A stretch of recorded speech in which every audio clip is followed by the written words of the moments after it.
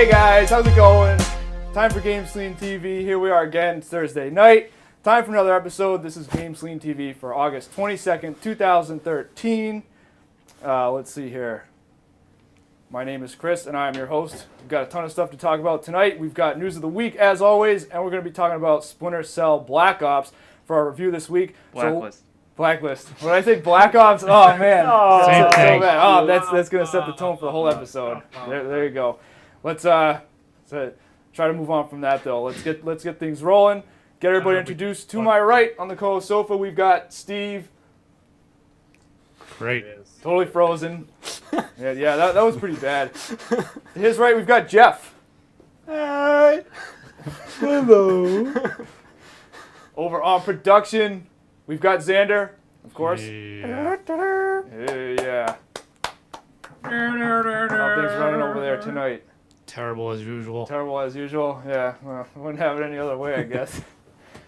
Over on co-production, we've got Josh. We've got an iPhone Apple 5. man. No. Did you just get that? Dude, now we're not going to be able to get this published. Apple. Yeah, Damn thanks a lot. I'm for not- like, yeah, copyright Dude, you just infringement cost there. us millions of dollars. I'm gonna put the mosaic up over that. Yeah, Great. And of course, that's where you can put the GameSlean logo. yeah, just have it bouncing around. Yeah, like- exactly. yeah. Fired. Nick, you're fired.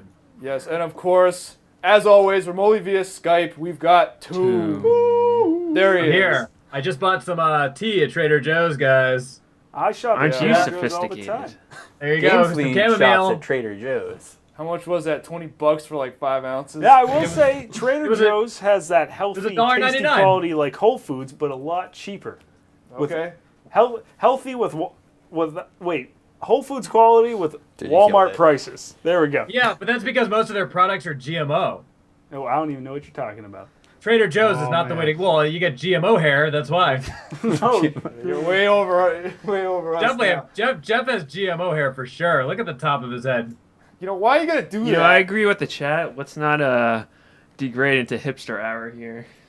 What the heck are you talking about? What? Yeah. Talking about teens. What is I've got Uncle Jesse hair. Yeah, but the chat's saying let's not devolve in a hipster hour with this fancy teas and other beverages of yours. Chad, who has the best hair on GameSlean? You tell us. We'll get back to this later. Yeah. Ask the chat. All right, news of the week. Let's go.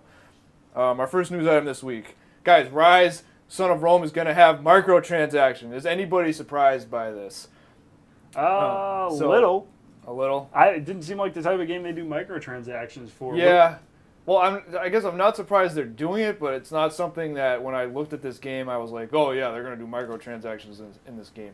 But apparently this is going to be similar, so this is going to be for the multiplayer. It says there it's going to be similar to the Mass Effect 3 and the FIFA microtransactions they did. So if you guys remember playing that, you'd have like you'd go through the multiplayer and then you get credit, so you can get this stuff by actually playing the game. But if you want to actually pay with real money, or it was MSP at the point. So it's at the basically time. like- So money's like the new cheat code. Yeah, exactly. Yeah, so it Pay says to win. this will accelerate your progress through the multiplayer. So you buy these packages which contain random amounts of loot, and then depending on if you want to buy, they'll have different levels of them. So you have like a gold bundle, a silver bundle, or like you want to go for that gold. You want to go for that most expensive one that's going to have the best likelihood of getting good loot.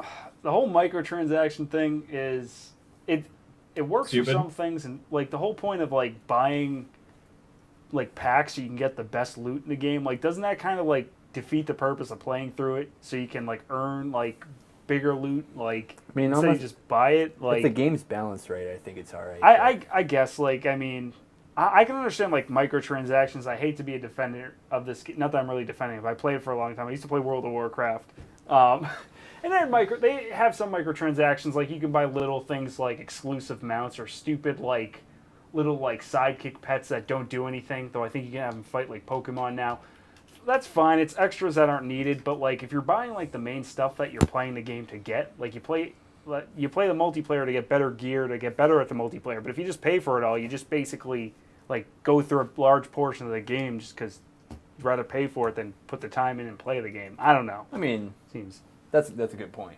uh, But there are some people that just want to win. I guess. I've got They time don't to have play the the time game. to win, so they just pay to win. Yeah, I got time to actually play the game. Yeah, so I don't know. I didn't see anything in the article that indicated.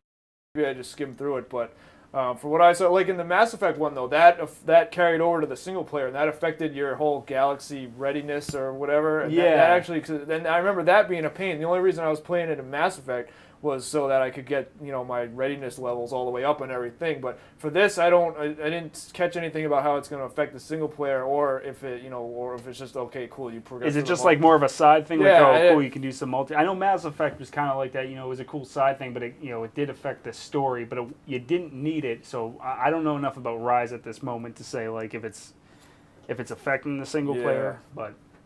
So at this point, they're just looking for more ways to get more of your dollars after you've purchased the game, which is, it seems to be the name of the game these days. All the major publishers are doing it. So there you go. Rise is going to have microtransactions. If you want to take advantage of that when the game releases, then of course you'll have that option. Next news item: South Park: The Stick of Truth. We've been following this game, waiting for news on it. We got some new screens they released this week. Still no release date though. So. Dang. This game was going to be published by THQ, and then Yeah, Ubisoft picked it up. Obsidian's still the developer. Ubisoft picked it up. So I feel like they're aiming for like a holiday, like November release. Yeah, it makes sense.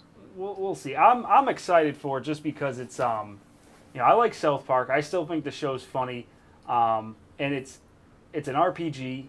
It looks just like the show, and Obsidian makes really good, despite having kind of a buggy track record because their games always get rushed by the publishers. This game looks like there's actually a lot of heart and soul in it, and it looks like it'll be really fun, and it looks true to the show too.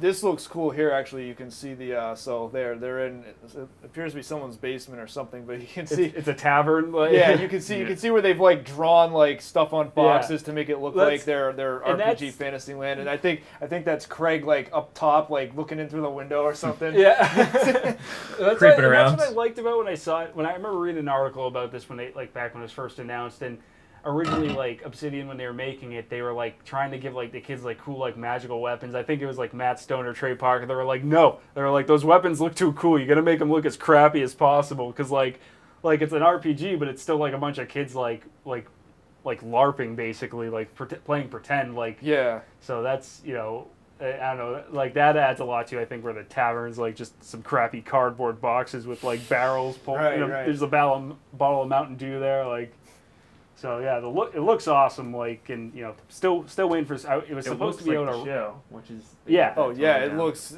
looks exactly like the show. It looks like it's going to be fun to play too.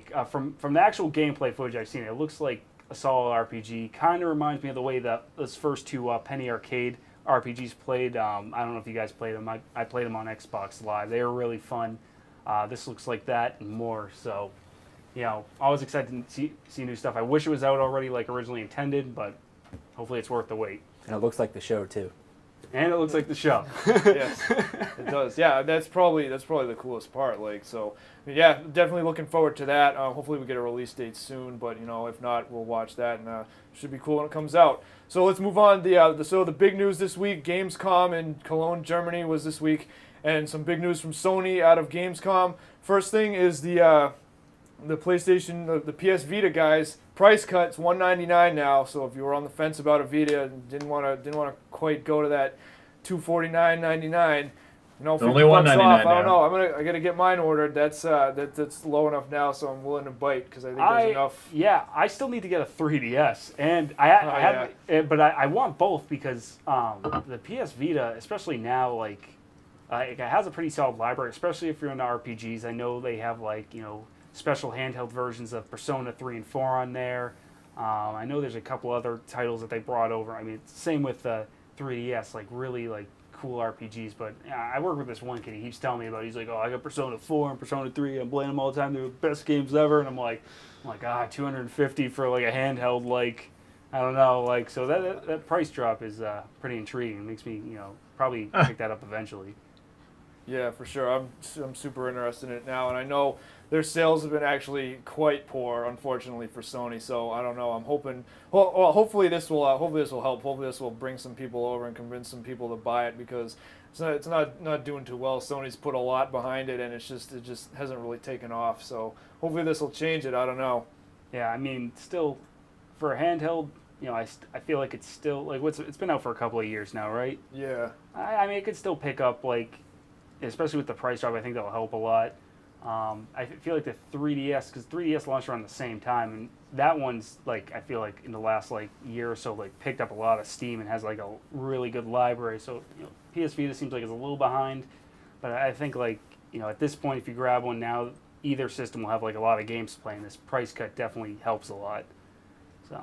The other thing I'm interested in is this is supposedly going to have a lot of integration with the PlayStation 4 when it comes out. That is so there's a lot of people saying, oh, it's just the same thing as the Wii U gamepad. But if you've got both devices, I think that could really be, depending on what the developers decide to do with it, there could possibly be some pretty cool stuff to come out of. Oh, definitely. I mean, it has together. the touch screen, and who cares if it's like the Wii U gamepad?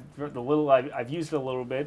For the games that used it really well, like I hate to say it, Nintendo Land, for multiplayer stuff, it was really cool. Sure. So if more developers can use it, like put it to good use, why not? Like, so I'm all for it. Yeah. Excellent. And then of course the other big news item from Sony at Gamescom this week. We have a release date for the PlayStation 4, November 15th of this year. Oh, here it comes. Yeah. Man, they are gonna, I don't like to pick sides because it's good to have competition, but at this point, I think Sony is gonna This is a complete reversal. They're gonna smoke Microsoft with this thing. Oh yeah. I mean that's how it looks at this point for sure. So $399, November 15th. It might be difficult to secure one now, so if you got your pre-order in, you're probably good. But it's gonna be. I think it's gonna be tough to find this thing, unless you're willing to camp, or unless you have a hookup or something. I don't know. Hopefully, Santa Chris delivers one to GameSlean this year. We'll I've see. been good this year. Well, I haven't been naughty. You'll have to stay tuned to our episode the following week, because the 15th is a Friday, which means we will have an episode the day before, and then you'll have to wait for the following week to see our PlayStation 4 impact, I guess. I'm excited. Just all of us having heart attacks. Yeah. They're here. So no word from Microsoft on the Xbox One when it's going to release. They had a small event today where some people were speculating they might announce a release date, but nothing big from them today. So now people are speculating it's going to probably release after the PlayStation 4, but obviously before Black Friday, because Black Friday is the biggest shopping day of the year, and they pretty much have to get it out before then. So we'll stay tuned for that. But yep, it's coming, guys. PlayStation 4, it's going to be awesome. So there you go. That's going to wrap it up for the news this week. Our review this week is Splinter Cell Blacklist, not Black Ops. Like I said, we were talking about Black Ops earlier, I think. We were talking about somebody playing it, or somebody probably talking about our contributor Bob doing Call of Duty videos or something. So I got off track there. But so let's talk about Let's talk about Splinter Cell Blacklist. Splinter Cell Blacklist released this Tuesday. And we had a chance to play it here. I didn't play it. Let's see. Let's start with the graphics. Now I want to say too, we've changed our review format a little bit here. Yeah, if you're gonna throw that up, that's fine. So instead of having the 10 scale, we opted to change this. We're gonna have three different things here, which is what it boils down to is just a recommendation of whether we think the game is worth your time or not. We're gonna have buy it, borrow it or rent it, or F it. It's not worth your time. So, as you can see here, Splinter Cell Blacklist, three of us, we gave it here, myself, Nick, and Jeff, we all gave it a borrow. So now let's get into why. We'll start with graphics as always.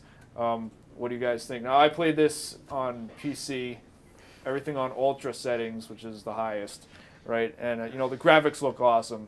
They got these computer overlays. Nick, is that thing, the computer on the plane, is it called the SMI, that main mission interface? That thing is really cool. Some of the animations, and you might be able to see it from this footage here, some of the animations are a little bit clunky, but nothing's really that bad. Everything is smooth for the most part.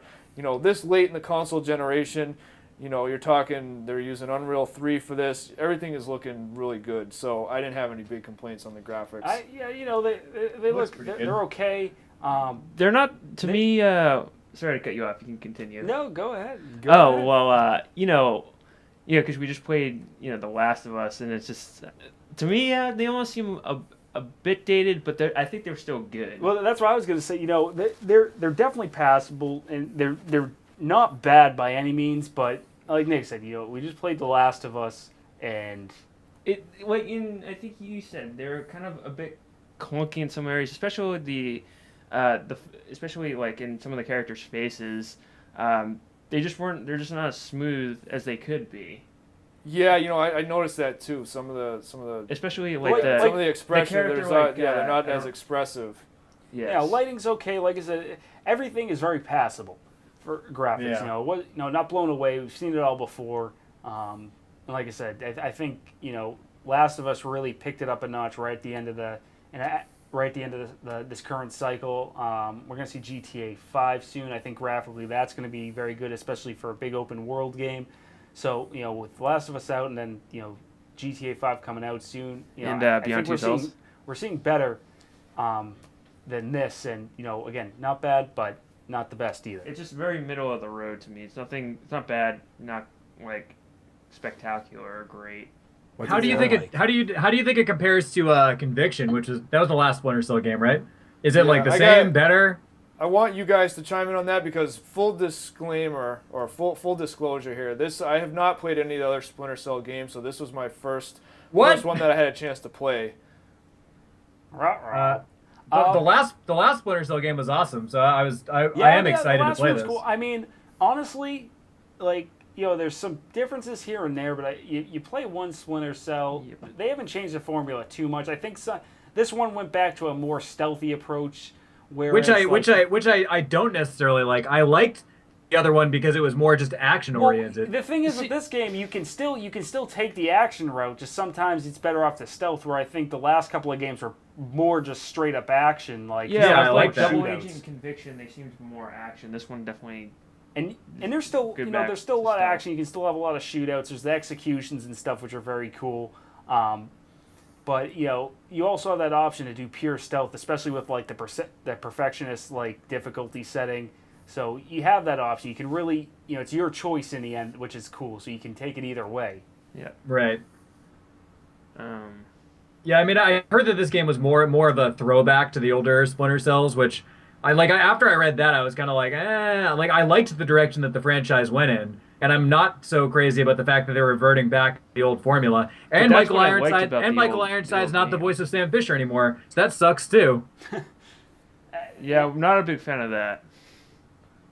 Seems like both these games that fit into this, and of course there's going to be the comparison to Metal Gear, but we'll get into that later. The same thing has happened to both franchises. They both replaced their lead voice actors who have been pretty much with it from the beginning, more or less. Is that for this one? I imagine, right? It's been Michael Ironside all the way up until the whole time. The last one. So, I've heard some of the voice samples of the new voice actor. His voice acting's okay, but he's supposed to portray like a 50-year-old man, and he's voiced by a 30-year-old voice actor. And I was thinking about that. Yeah, as it the does series sound a went little on, bit off. As the series went on, I feel like he was supposed to be, he's a lot older and more experienced. And then this voice actor betrays, it's almost like the way Michael Ironside did it. It's like he's almost kind of near the end of his career. This guy just sounds so much more younger, and he sounds young and fresh, right? I noticed he shouldn't sound like that. He should sound like a 50-year-old war veteran. Yeah. Well, it doesn't take away 100% from the game, but it definitely is doesn't hold up, as much as the old voice actor. But I also really like Michael Ironside, so yeah, he's great. So that's the thing. See you with the potty rigged. As I mentioned, I can't comment because I haven't played the other ones, but it did. This guy's got gray hair, and he did kind of sound like a 30-something just from the way the voice was done. So I don't know. I wish they picked an actor that had an older actor, just because that's what he was supposed to be, and it's almost like this maybe would have worked if it was in the this took place in the past or something like that. Yeah. I don't know. Oh wait, I know who they could have cast.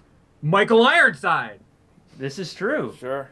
Like, Was there a reason? What did he not want to do it, or No, they passed on it because they wanted to do a different. It's the same deal with like Kojima wanted to do a different voice actor. Like this, they wanted to do a different voice actor. It's just the studio making some sort of ridiculous marketing decision. that's kind of stupid Yeah. because it's like when you have a character because it's so like distinguished, they almost kind of become that character, and that's all you. It's almost kind of.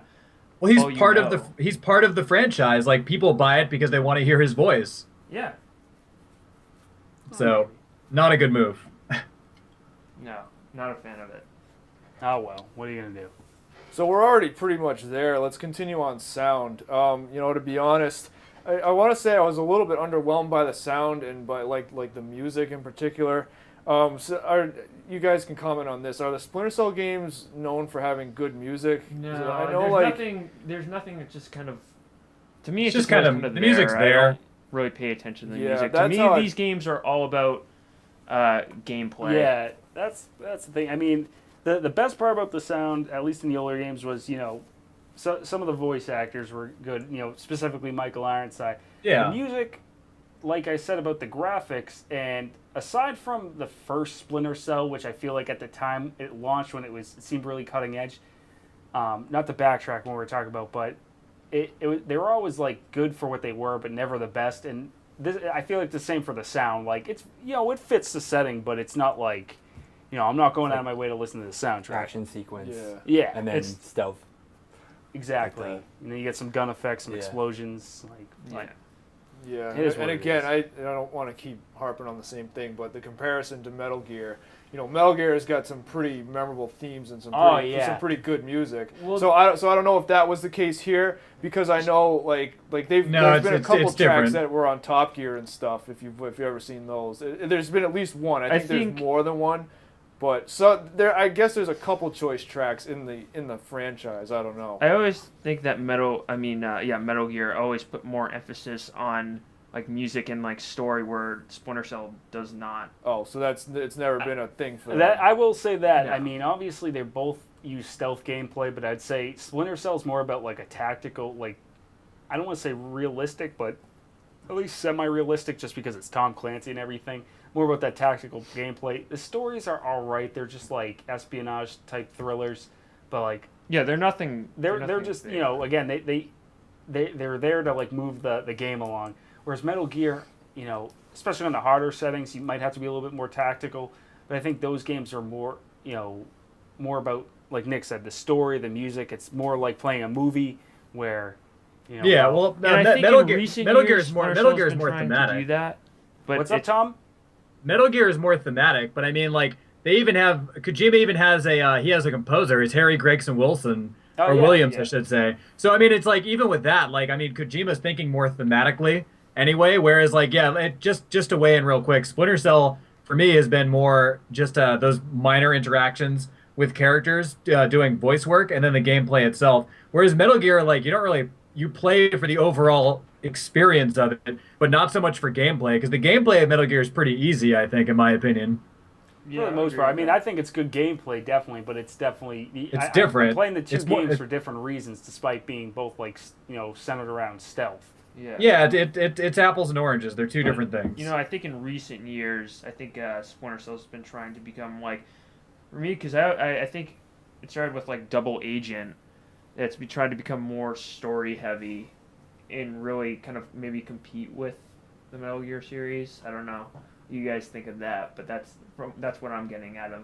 I can see, You're especially right. like the last one, very story centered. This one, again, the plot doesn't touch the Metal Gears, in my opinion. Oh no, Like, not at all. It's good enough. Like I said, just to me, in like every other Splinter Cell game, it's there. I It's a don't hate terrorist but group It moves the going- game along. Yeah. It's a terrorist group going around causing problems, and then you have to have Sam Fisher go in. All right, we'll move on to gameplay, but to wrap up sound, so it's just kind of average across. It's just there. I will say, the weapon sounds were solid. Most of the stuff you're going to be using as Sam is like silenced weapons, because the focus is usually on stealth. But yeah, no big complaints with the sound, but nothing really stand out. So yeah, moving on to gameplay. Let's see. Yeah, it's just again like I keep saying, comparison to Metal Gear because that's all I have at this point. Haven't only played this one. They're very different from each other. That's for feel sure. like I feel like this one, the emphasis is more on let's see. Stealth? Yeah, the emphasis is more on stealth, but it feels a little bit faster paced than Metal Gear does. Like there's a lot of like avoiding enemies and like just staying out of their way, whereas in this one it's faster paced and like, you know, you have the option to stealth or you can take the guys out or skip a few of them, and then, you know, there's different ways to go about all the objectives in this game. See, I'm used to playing. See, I play them right from the beginning, and I think it was Chaos Theory is when you could really choose if you want to go like an action. Either one. Yeah, where like in the first two, like Pandora Tomorrow or just the original one, it was heavily stealth. So I'm the way I play these games, I'm always used to like waiting around for enemies to turn, like hiding in the shadows and things like that. So for me, I'm the exact opposite. I think these games are like slower than Metal Gear. So. In certain aspects, you can play it differently though. Like, I mean, if you play it more like an action game, it's going to be faster. But if you play it slower and more stealth-like, it's going to be slower. It just depends on how you're playing it. Yeah.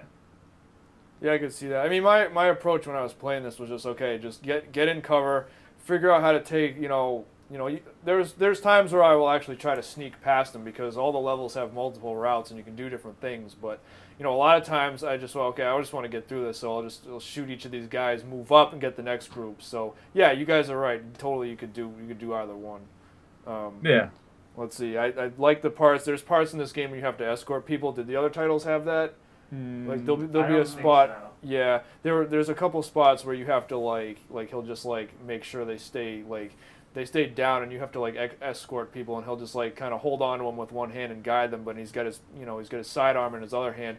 That was cool because you move slower and you have to like, in those situations it's much better to avoid the enemies. Yeah. But I thought those parts were really well done. As far as gameplay, I don't know if they had these in Conviction, because that was the one I didn't play. But the execute button. Oh man, Yeah. that's hilarious. Get that dog out of there.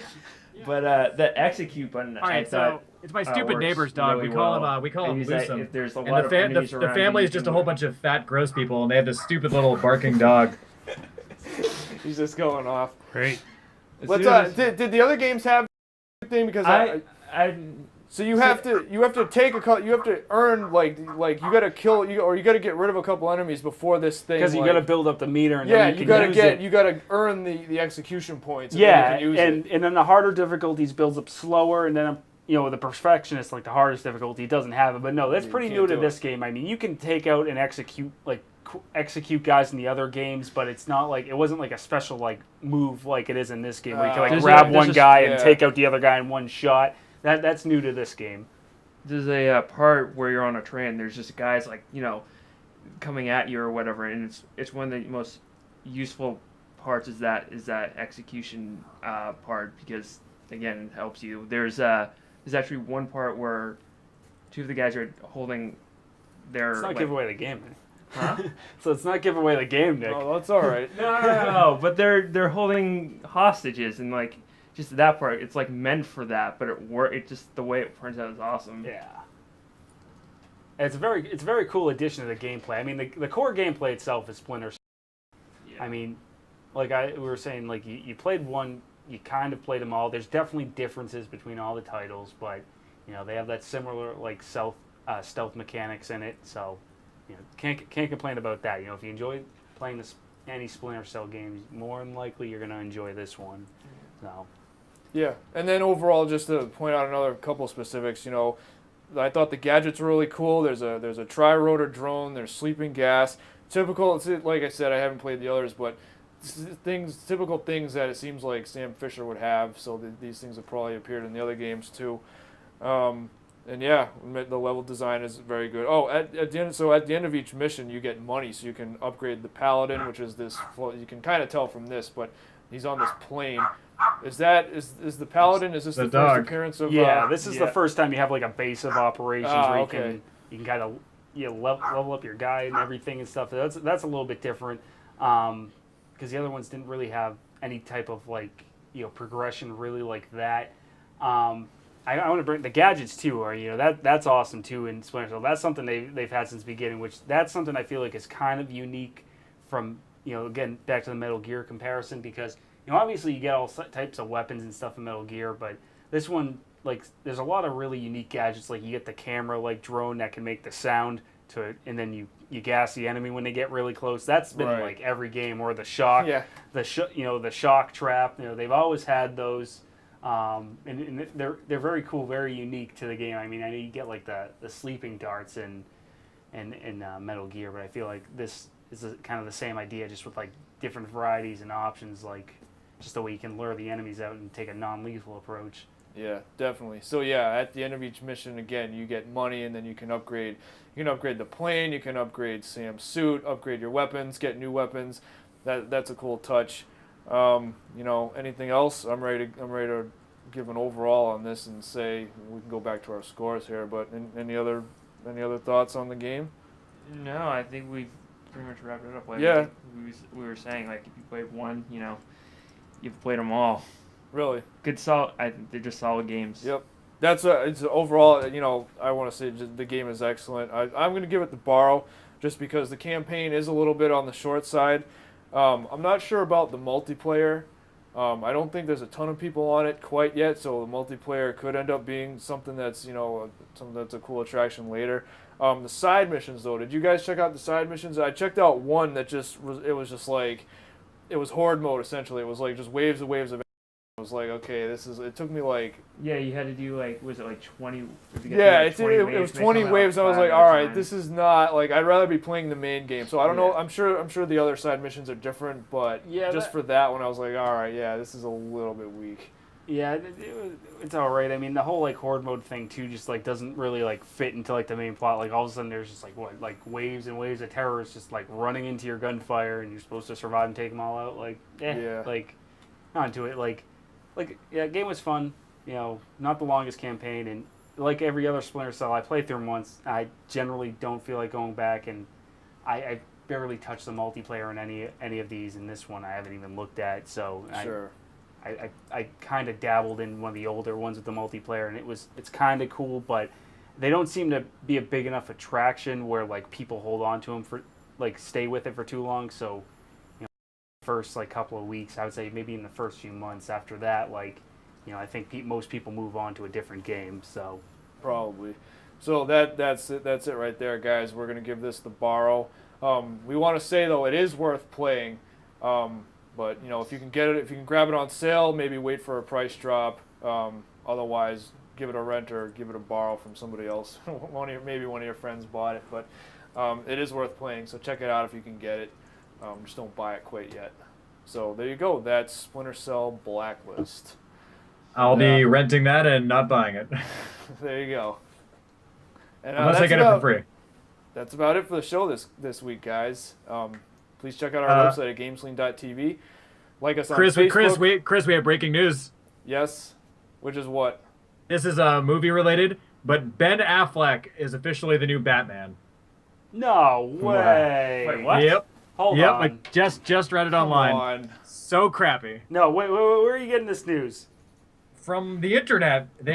Zack Snyder just announced that he's the new Batman in Justice League. The interwebs say Ben Affleck is Batman. You can't be serious. It's on the check on your tablet right now. I'm not kidding. USA Today. Jeff.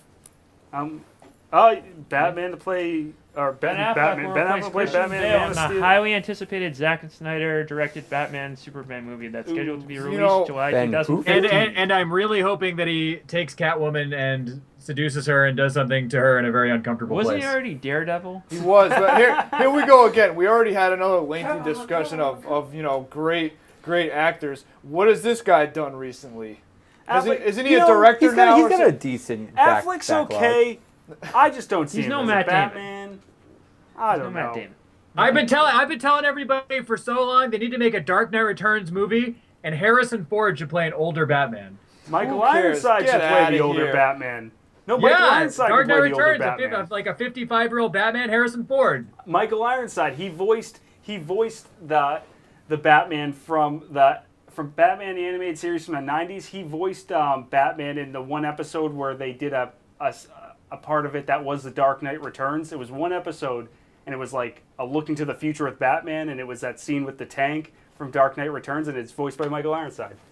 So I gotta agree with Tom. I think Harrison Ford would be better. See, I told you. Dark Knight Returns, older Batman, it would be awesome. Harrison Ford could definitely pull it off. Oh, definitely. I we'll see. But, yeah, breaking news. Breaking news. Unrelated. There you go. Ben Affleck as Batman. Great. Excellent. Wah, wah. Wop, wop, wop, wop. All right. And on that note, guys, please check out our YouTube channel. Subscribe, like, comment, all that good stuff. Follow us on Twitter at GameSlean. Any other final words from you guys? I'm going to be writing my full review on this game, which will be up in a couple days. Excellent. So I don't know what we got lined up for next week. I'm thinking maybe Lost Planet 3, or we might cover another game. I don't know, but next week we'll see. We'll see when we get there. All right, guys, keep playing. Thanks for joining us, and we'll see you next time on GameSlean. Bye.